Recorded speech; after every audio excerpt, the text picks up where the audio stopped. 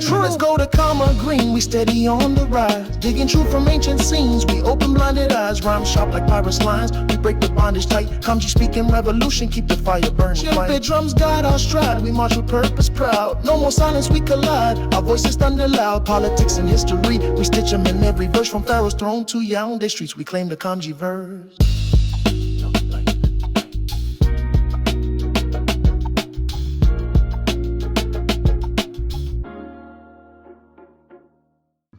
Trinidad and Tobago pays tribute to the nation's Afro-descendant community on Emancipation Day, which marks the ending of slavery throughout the British Empire.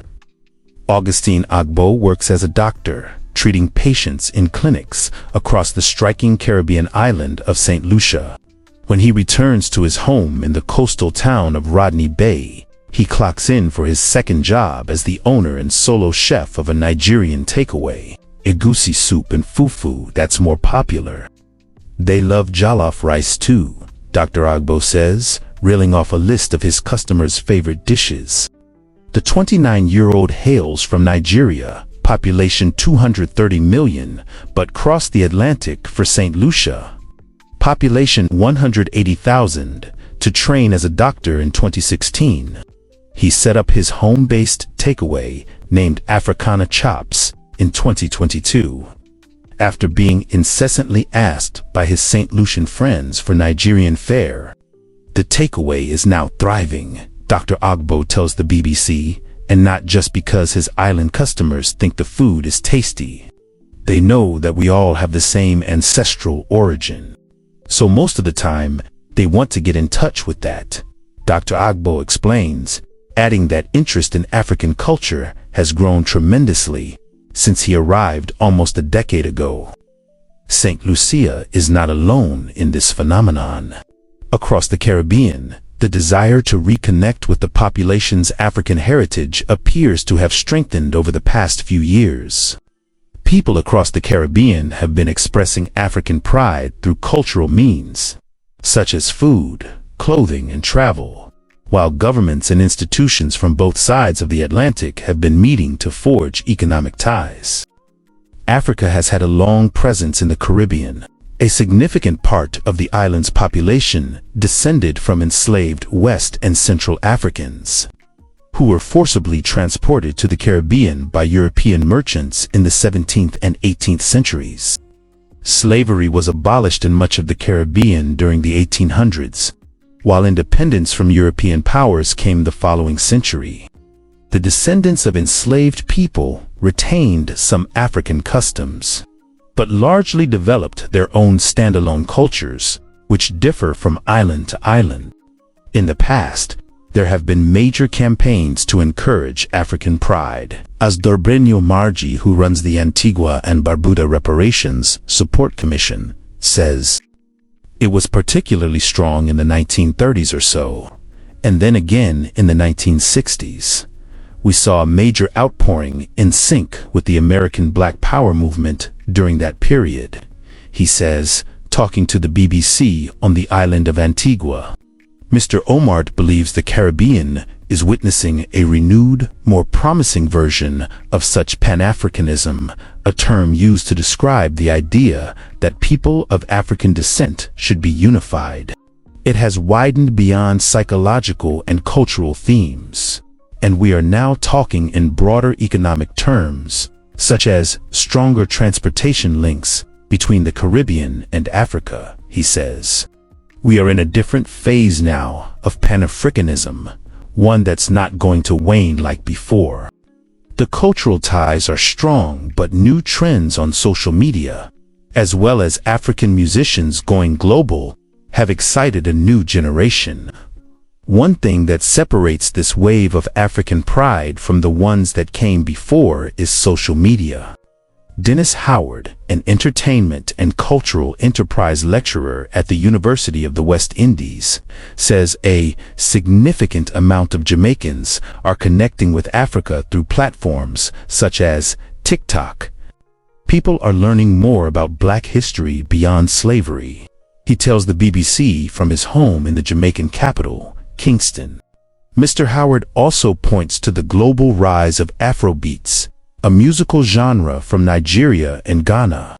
He feels that in Jamaica specifically, the popularity of Afrobeats is partly down to a desire to reconnect with the continent. Through the music videos, Jamaicans are seeing certain parts of Africa are similar to Jamaica and are developed. We had a concept of Africa as this place where it is backward and it's pure dirt road. The music is changing that. Asked about the view of some Jamaican commenters online, that islanders do not need to reclaim their African heritage as they have an equally valid, hard-won Jamaican heritage of their own. Mr. Howard stresses that the two are not distinct. Our whole culture is African, with a little sprinkling of Indian and European and Chinese. But for the most part, it is African-derived. It is the most dominant part of our culture, he says. Those leaning into their African heritage are not just consuming the culture, but actually getting on flights and exploring the continent firsthand.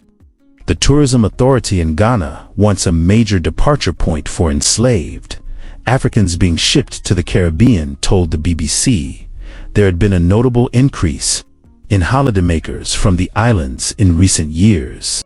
Similarly, Werner Gruner, South Africa's consul to the Bahamas, says that over the past 2 or 3 years, his office has seen a rise in local people traveling to South Africa, Ghana, and Kenya. I see a lot of interest in safaris, and I think people also start to realize that South Africa and other African countries are actually very well developed, Mr. Gruner says. Even Burkina Faso, an economically struggling country under military rule that is not well known for tourism, is apparently on some people's bucket lists. Mr. Omar says some of his countrypeople want to visit the country because of the Pan-African leanings of its leader, Ibrahim.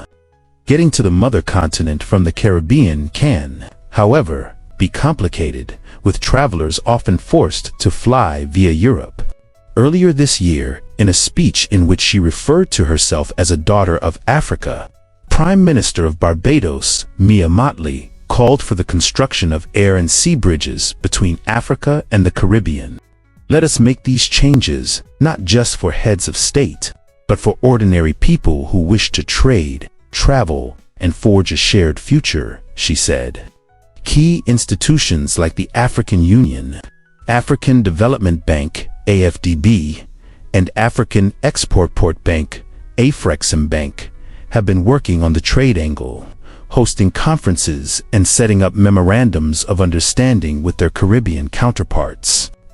Afreximbank says trade between the two regions could jump from around $730 million, £540 million, to $1.8 billion, £1.33 billion, by 2028, provided the right.